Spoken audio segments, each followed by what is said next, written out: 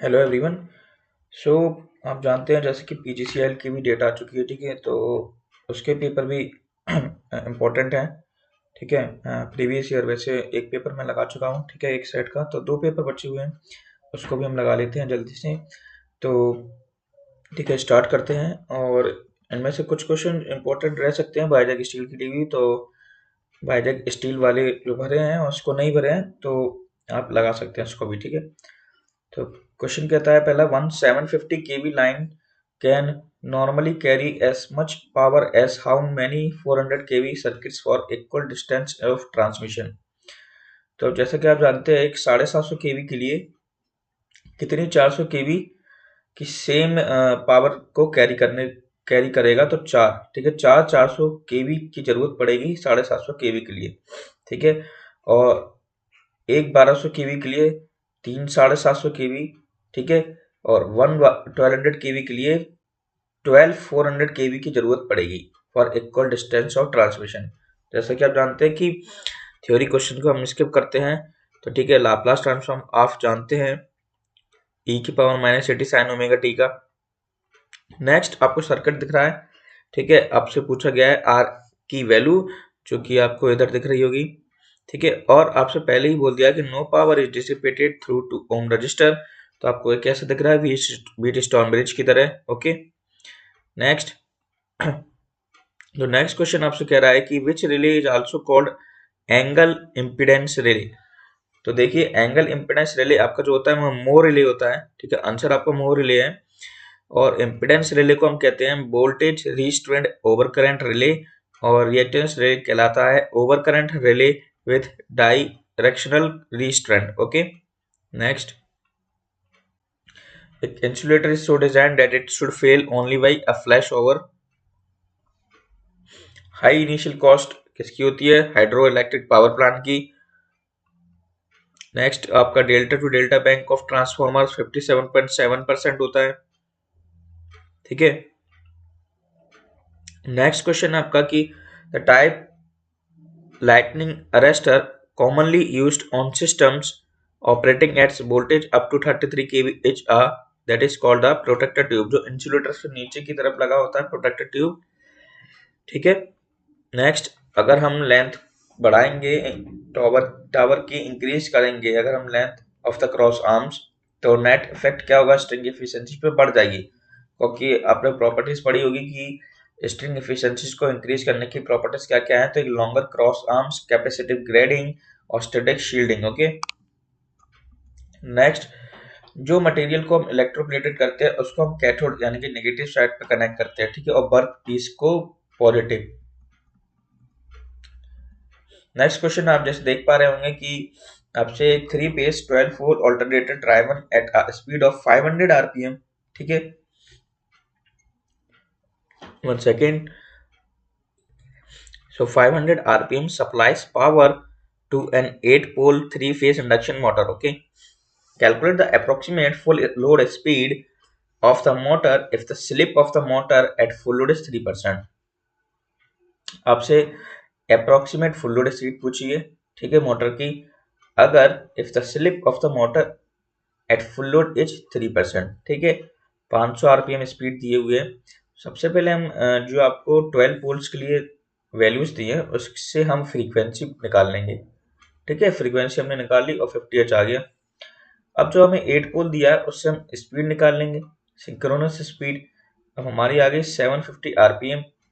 अब हम जानते हैं स्लिप क्या होता है, N S minus N R upon N S, और स्लिप हमको फुल लोड पे 3% दी है, और एन एस हमने निकाल दिया 750 माइनस एन आर अपॉन 750। तो एन आर की वैल्यू कितनी आ रही है आपकी, 730 RPM, okay. False statements, salient pole induction motor का क्या होता है, हाई स्टार्टिंग टॉर्क। जो एंगल होता है between the rotor poles of a synchronous motor, ठीक है, and synchronously rotating stator flux, उसको हम टॉर्क एंगल बोलते हैं। नेक्स्ट क्वेश्चन आपको फिगर दिखाई दे रहा होगा, centre to centre distance of the 2h, okay. अब the charge on each conductor is q coulomb per metre and of opposite polarity on a unit a positive charge is located at f, ठीक है। इधर आपका positive charge located है F, okay, Q coulomb per metre आपका charge दिया हुआ है, और a positive charge is located F at a distance of x meter from the center of the left conductor, okay. The total force exerted is given by, जब आप इसको solve करेंगे तो आपका आंसर डी आएगा, ठीक है। Q upon 2 pi epsilon not 1 upon x plus 1 upon 2h minus x, ठीक है। क्वेश्चन में कुछ ज्यादा नहीं है, इस क्वेश्चन को आप देखना, ठीक है। तो आप Q upon 2 pi epsilon not 1 upon x जो आपकी वैल्यू है डिस्टेंस, मतलब लेफ्ट साइड में जो आपको डिस्टेंस दी है पॉजिटिव चार्ज से, ठीक है, और प्लस जो आपका मिडिल में जो पॉइंट है F पे, ठीक है, प्लस 1 अपॉन 2h, और जितनी डिस्टेंस आपकी कहाँ से है लेफ्ट हैंड साइड से मिडिल के कंडक्टर तक, ठीक है। तो वो क्या हो जाएगा हमारा 2h माइनस एक्स, ठीक है। तो लेफ्ट साइड की पूरी डिस्टेंस निकल आएगी आपकी। नेक्स्ट है आपका transient voltage that appears across the contacts at or near current zero during arcing period is known as restriking voltage। तो मैं इसका पीडीएफ प्रोवाइड कर दूंगा। तो फ्यूजिंग फैक्टर आप जानते हैं, ठीक है, minimum fusing current to the current rating of fuse, ये रेशियो होता है फ्यूजिंग फैक्टर का। नेक्स्ट आपका वोल्टेज रेगुलेटर होता है Zener diode. And alternating current series motor यानी कि यूनिवर्सल मोटर जिसको हम कहते हैं, जो एसी डीसी दोनों पे वर्क करती है। What is the effect of armature reaction आपसे पूछा है, when the generator supplies load at unity power factor that is cross magnetising. DC welding motor generator set के लिए यानी कि एमजी सेट्स जो होता है आपका, विच कौन सा जनरेटर यूज करते हैं, वो होता है डिफरेंशियल कंपाउंड डीसी जनरेटर, ठीक है। ये थोड़ा इंपॉर्टेंट क्वेश्चन, ठीक है, कंट्रोल सिस्टम से इसको देखते हैं हम। तो आपसे देखिए find the number of poles in the right half plane पूछा गया है, ठीक है। तो जैसा कि आप जानते हैं जब भी आपसे ऐसी चीजें पूछी जाती है कि राइट साइड में कितने पोल है, तो आप हमेशा राउथ हॉर्विच का हेल्प लेंगे, ठीक है। तो देख लीजिए 1 प्लस GSS को जब आप करेंगे तो कुछ इस प्रकार की क्वेश्चन आएगी आपकी। फिर राउथ टेबल बनाना है आपको। राउट टेबल बनाएंगे जैसी आपका 8 टर्म 3 माइनस 4 अपॉन के आ जाएगा। कुछ लोग एप्सिलॉन लिखते तो एप्सिलॉन लिख सकते हैं आप के की जगह, जो कि एक नेगेटिव वैल्यू है, ठीक है। तो आप देख सकते हैं आसानी से कि एक टाइम तो पॉजिटिव था, फिर नेगेटिव हो गया, पॉजिटिव से नेगेटिव यानी कि एक साइन चेंज हुआ, ठीक है। फिर नेगेटिव से पॉजिटिव दोबारा 4/3 आ रहा है, तो दूसरा साइन चेंज हो गया। तो जैसा कि आप देख पा रहे हैं कि 2 राइट हैंड पोल्स और सिस्टम कैसा हो गया आपका अनस्टेबल हो गया। नेक्स्ट क्वेश्चन में भी आपको कुछ नहीं निकालना है, केवल फ्रीक्वेंसी आपसे पूछी गई है रोटर साइड की, ठीक है। स्लिप का फॉर्मूला आप जानते हैं, और रोटर फ्रीक्वेंसी का भी फॉर्मूला S इंटू एफ होता है। ये थ्योरी क्वेश्चन से आप देख सकते हैं आसानी से, ठीक है। आपको हर एक सर्किट मोटर का फॉर्मूलेस आपको याद होने चाहिए। डायरेक्ट देखिए फॉर्मूला है क्वेश्चन से निकला हुआ, ओके। ये सब थ्योरी क्वेश्चंस हैं जो कि आप आसानी से पढ़ सकते हैं। किस प्रकार की कंडीशन, मैक्सिमम टॉर्क की कंडीशन क्या होती है, ठीक है। तो आप जानते हैं कि R2 equal to S into X2 आपकी एक कंडीशन है, ठीक है। वैक्यूम क्लीनर में कौन सी मोटर यूज होती है, ये आपका फॉर्मूला है। इम्पीडेंस पर न्यू का पावर सिस्टम में आप जब आप पढ़ते होंगे तो आपको फॉर्मूला ये याद होना चाहिए, और कई प्रकार के क्वेश्चन आपसे पूछे जाते हैं इससे। नेक्स्ट क्वेश्चन हम देख लेते हैं, ठीक है। तो आपसे देखिए बाइनरी एडिशन पूछा है 16 और -83 का, और बोला है कि यूजिंग 2's कॉम्प्लीमेंट, ठीक है। तो 16 आप जानते हैं ऐसा लिखते हैं, ठीक है, मैंने दिखा दिया 16 को लिखते कैसे हैं और 83 को कैसे लिखते हैं, दोनों आप देख सकते हैं। और -83 को लिखने का तरीका ये है, ठीक है। अब -83 है इसलिए इसका फर्स्ट कॉम्प्लीमेंट ये हो गया, और सर 2's कॉम्प्लीमेंट आप जानते हैं फर्स्ट कॉम्प्लीमेंट क्या होता है, रेसिप्रोकल उसका, और 2's कॉम्प्लीमेंट में क्या करते हैं हम +1 कर देते हैं जो फर्स्ट कॉम्प्लीमेंट में आया हुआ है। तो 2's कॉम्प्लीमेंट की वैल्यू आ जाएगी। अब 16 प्लस -83 को आपको केवल रखना है अब आपका वैल्यू कितनी आ गई ए, और उसका 2's कॉम्प्लीमेंट ले लेना है, तो आपका आंसर आ जाएगा नेगेटिव साइड। ठीक है, तो ये कुछ नहीं है, NS120 अपॉन 1 है। नेक्स्ट क्वेश्चन, ठीक है, for the transmission of power a direct drive is only preferred when, तो आप देख सकते हैं आंसर। ठीक है, सो थ्योरी क्वेश्चंस आप पीडीएफ से आसानी से पढ़ लेंगे और जल्दी पढ़ पाएंगे। ठीक है, तो मैं जल्दी बता रहा हूँ आपसे। क्वेश्चन में डाइवर्सिटी फैक्टर पूछा है, और डाइवर्सिटी फैक्टर क्या होता है, जो आपको वेरियस डिफरेंस लोड्स दिए हैं अपॉन मैक्सिमम डिमांड होता है, यानी कि sum of connected load upon maximum demand. आपके सामने आंसर है। ठीक है, सम कर देना है जितने भी लोड दिख रहे हैं, कनेक्टेड लोड, और मैक्सिमम डिमांड से उसको डिवाइड कर देना है। नेक्स्ट क्वेश्चन में इंपॉर्टेंट, जैसे कि आपसे पूछा गया है कि एक 200 वोल्ट की सेपरेटली एक्साइटेड डीसी मोटर है जिसका आर्मेचर रिएक्टेंस आपको दिया हुआ है। ठीक है, देखते चलिए, आर्मेचर रिएक्टेंस रेजिस्टेंस दिया, सॉरी, और आर्मेचर करंट दिया है, 1200 आरपीएम पे मूव कर रही है। आपसे पूछा गया है टॉर्क। टॉर्क आप अच्छे से जानते हैं, power equals to torque omega होता है, तो torque equals to power upon omega होता है। ओमेगा 2 पाई एनएस अपॉन 60 होता है, और पावर ईवी इंटू आईए होता है, और ईवी मोटर में होता है बी माइनस आई आर ए। तो ये सारी फॉर्मूला एक ध्यान रखेंगे कि हमको निकालना क्या है। सबसे पहले ध्यान रखा के लिए कि निकालना क्या है, टॉर्क। तो टॉर्क क्या होता है, पावर अपॉन ओमेगा। ओमेगा क्या होता है, 2 पाई एनएस अपॉन 60, और पावर क्या होता है आपका, ईवी इंटू आई ए। हो गया आंसर आपका। ईवी क्या होता है आपका, B minus I R A. Next question आपसे जेड पूछा है, तो आपको ये आंसर दिखाई दे रहा होगा सामने। ठीक है, क्यू, ठीक है, आप देख सकते हैं आसानी से आंसर क्या है। सो ये आंसर आप देख सकते हैं। ठीक है, लॉजिक सर्किट से कैसे निकाला है, एक नॉट गेट कनेक्टेड है और आपका नैंड गेट कनेक्टेड है। ठीक है, सॉलिड एंगल हम जानते हैं, एरिया क्या होता है, 4 pi r square upon 4 pi centre से, तो 4 आपका आंसर क्या रहेगा, 4 इंटू पाई। बाकी थ्योरी क्वेश्चन आप देख सकते हैं आसानी से। ठीक है, सिंपल थ्योरी क्वेश्चन आप ही खुद करें तो ज़्यादा अच्छा है, मैं केवल न्यूमेरिकल इधर कराता हूँ। तो आपसे इधर, if the percentage reactance of the system up to the fault point is 30% and the base KVA is 9000। Okay, आपसे शॉर्ट सर्किट केवीए पूछा है, शॉर्ट सर्किट एमवीए का फॉर्मूला आप जानते होंगे, base MVA into 100 upon percentage X होता है। Base KVA की वैल्यू आपको गिवन है, ठीक है, और परसेंटेज एक्स की वैल्यू भी आपको गिवन है, तो आंसर आ जाएगा आपका आसानी से। ठीक है, नेक्स्ट क्वेश्चन, बाकी के क्वेश्चन आप आसानी से देखते जाएं। ठीक है, तो इधर मैं स्लो स्लो वैसे कर रहा हूँ, जो वीडियो देखता है डायरेक्ट, ठीक है, वैसे तो आप पीडीएफ लिंक के द्वारा ओपन कर सकते हैं आसानी से। ठीक है, हम डायरेक्ट चलते हैं कि हमारे लिए कौन सा इंपॉर्टेंट क्वेश्चन है। तो देख सकते हैं इधर आ गया है क्वेश्चन कि आपसे चार्जिंग करंट की वैल्यू पूछी है।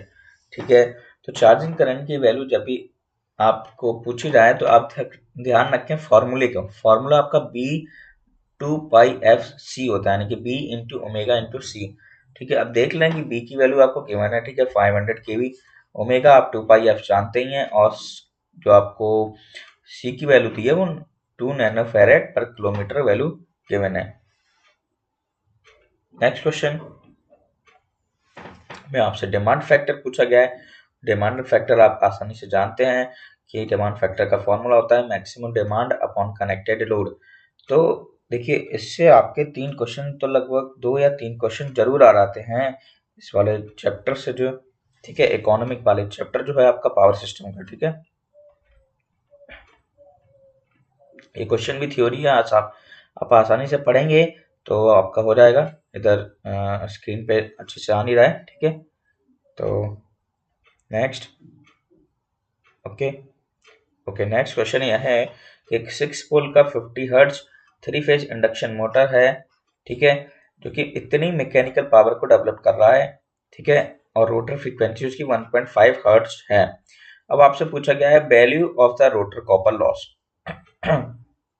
तो आप आसानी से जानते हैं कि आपको एक जो फ्लो डायग्राम पढ़ते होंगे इंडक्शन मोटर में, उसमें सारे फॉर्मूलेस लिखे हुए होते हैं। ठीक है, किसी भी बुक को आप रेफर कर सकते हैं। तो कॉपर लॉस का फॉर्मूला उसमें होता है S into P G upon 1 minus S, ठीक है। तो लेकिन हमें फाइंड करना है एस की वैल्यू, तो F R equal to S F.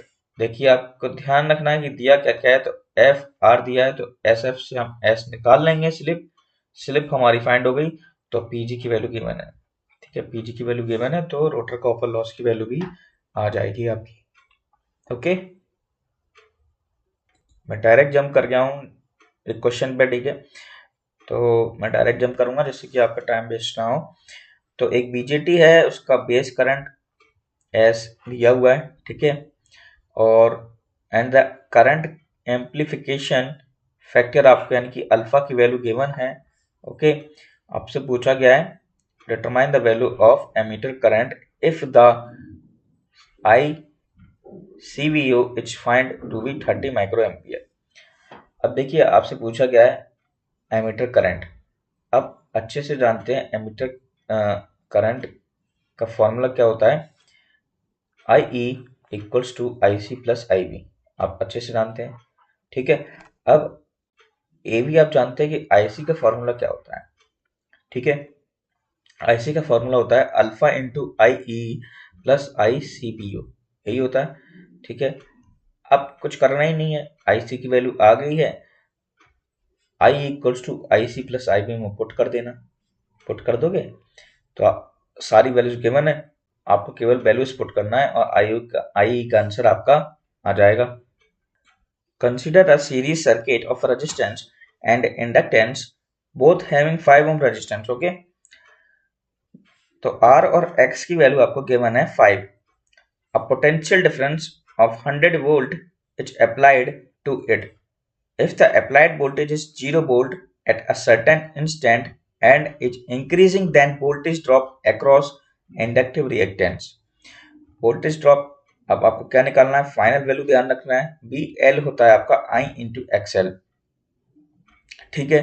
तो I की वैल्यू आप कैसे निकालेंगे, B अपॉन जेड, जेड आप जानते हैं कि R प्लस जेक्स होता है, और दोनों की वैल्यू क्या है, आपको 5 ओम गिवन है, तो 5 जब आप मॉड ऑफ इम्पीडेंस निकालेंगे तो 5√2 हो जाएगा आपका, क्योंकि आपको करंट निकालना है, ठीक है। करंट की वैल्यू आप फाइंड करेंगे तो 10√2 आ गई, और 10√2 इधर रख देना है, और एक्सएल कितना है आपका 5 ओम ही है, तो 50√2 इज द आंसर।